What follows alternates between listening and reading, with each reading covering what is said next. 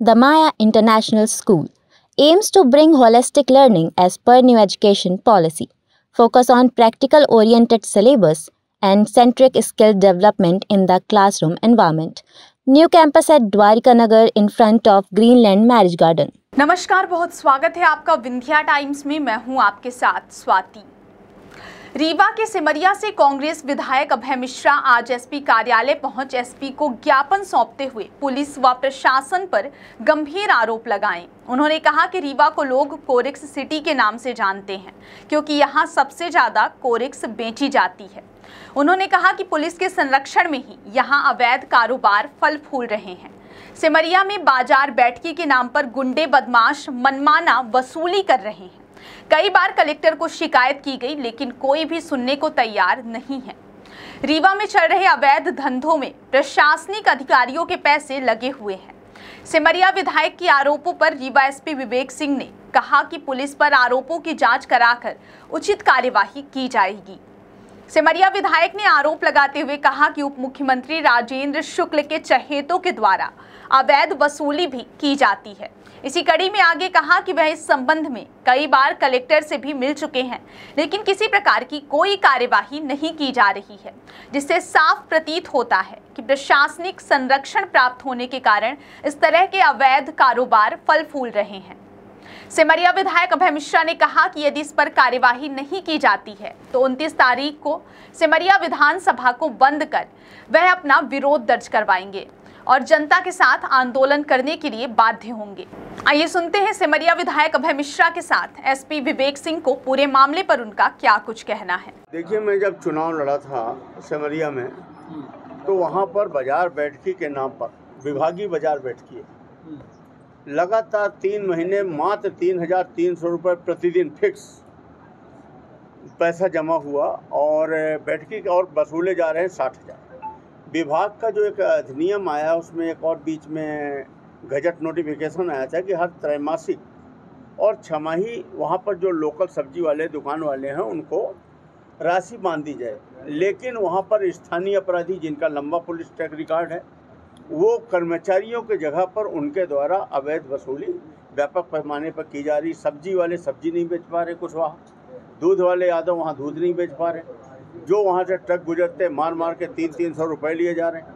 रोज़ मारपीट होती है, पुलिस को हफ्ता बंधा हुआ है और वहाँ मात्र 3,300 रुपये जमा होता है जबकि 60,000 वसूली होती है। उसी का परिणाम था कि नगर पंचायत से मैं अकेला 2900 वोट से लीड किया और जो हमारे जीत का कारण बना। अभी मैं कल गया था राजीव गांधी जी के पुण्य स्मृति पर, वहाँ पर कार्यक्रम था। लोग पूरे इकट्ठे होकर चीख मार रहे थे कि आपको वोट देने का क्या मतलब, जब आज भी उसी तरह की लूट जारी।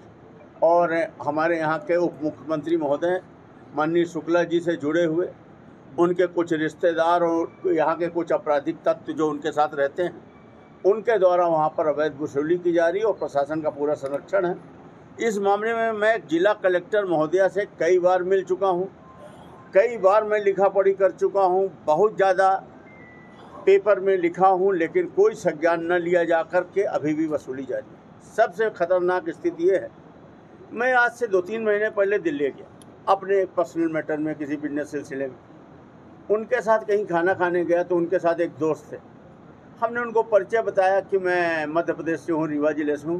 बोले ओ कोरेक्स सिटी, रीवा कोरेक्स सिटी अंग्रेजी में। तो हमने कहा कोरेक्स सिटी कैसे? तो बोले आपके रीवा को हम लोग कोरेक्स सिटी बोलते हैं। हमने कहा क्यों? बोले हिमाचल में मेरी फैक्ट्री है, दवा बनाता हूँ, मेरे फैक्ट्री में खांसी की दवा बनती है, उसका 60% अकेला मैं रीवा में देता हूँ। ये स्थिति है ये कोरेक्स सिटी की। और यहाँ पर शराब की पैकारी, पुलिस का मुख्य कमाई का स्रोत क्या है? पान पराग, राजसी, इससे जो 2-2 लाख महीना मिलता है, बिना बिलिंग का माल बिकता है जो कोरोना में भी नहीं बंद हुआ, गांजा, शराब की पैकारी। आजकल एक नया धंधा हो गया कोरेक्स। एक एक गांव में 4-4 पैकार। पुलिस के अफसरों का पैसा लगा हुआ है उस पर अप्रत्यक्ष रूप से, आबकारी के कमिश्नर का पैसा लगा हुआ है। हमेशा आबकारी के कमिश्नर के विरुद्ध एक मामला आया था फर्जी बैंक गारंटी का, 3 महीने। अभी आप लोगों ने देखा होगा वो मालाजी वगैरह ने आपको कागज दिए हैं जिसमें बैंक ने पूरी तरह से मान लिया कि हाँ ये फर्जी बैंक गारंटी है। उन्होंने 3 महीने बाद बदल लिया, लेकिन 3 माह तक तो पिछले वर्ष गलत बैंक गारंटी में ना उठा दिया और दुकानें चली।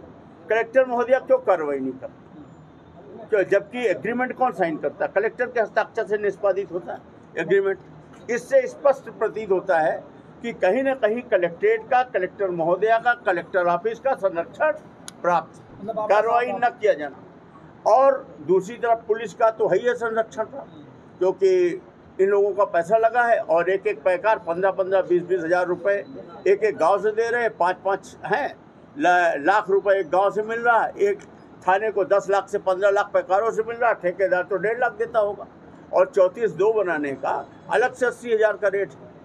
तो ये जो आप लोग अखबारों में पढ़ते हैं ना, आज ये शराब पकड़ाई, वो शराब और नहीं पकड़ी जाती। अगर कोई कॉन्ट्रैक्टर आपस में इनकी प्रतिस्पर्धा रहती है और अगर दूसरे जगह का ला के बेचता है तो वही पकड़ाता है, 80 हज़ार दे के 34-2 बनवाता है। विधायक होते हुए भी आपको कलेक्टर और एसपी के चक्कर लगाने पड़ रहे हैं। हाँ, क्या मान रहे हैं? मैं बता रहा हूँ। तो मेरा ये कहना है कि ये जो खतरनाक खेल शुरू हो गया है कि पुलिस की और अधिकारियों की काली कमाई का शोध बन गया है नशा। रीवा में कोरेक्स और शराब का नशा, जिसके चलते एकदम बेरोजगारी है, लोगों के पास काम नहीं है, बच्चों की शादी हो जाती है, बच्चे बेचारे नशे की चपेट में आ जाते हैं और गांव-गांव तुरंत उनको नशा उपलब्ध। आरोप साफ है कि आप पुलिस करा रही है नशे की पैकारी और हाँ, पुलिस करा रही। अभी मैं एसपी महोदय के पास बैठ के आया हूँ। मैंने उनको स्पष्ट कहा कि जिस दिन आप चाहोगे 1 मिनट में बंद हो जाएगा। मैं इसको अच्छे से जानता हूँ, मेरा व्यक्तिगत अनुभव है। 4 वर्ष पहले मैंने इसको करीब से देखा है। मुझे पूरी पुलिस की वर्किंग मालूम है।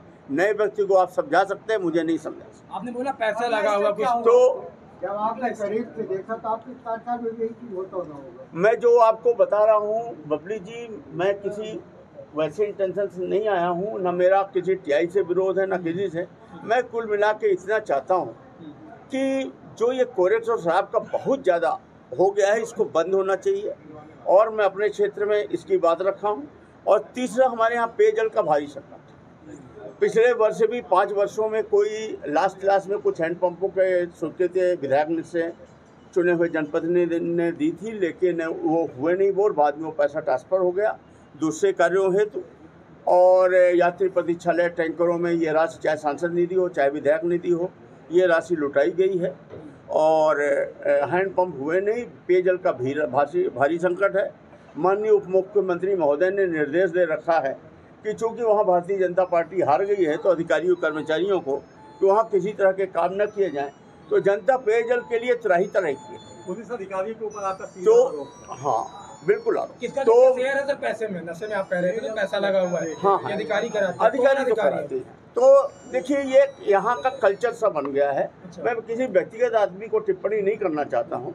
मैं ये चाहता हूँ कि हमारे रीवा में ये चीज़ें बंद होनी चाहिए। और सबसे खतरनाक है जो कोरेक्स घुस गया, वही पैकार कोरेक्स बेचने लगे।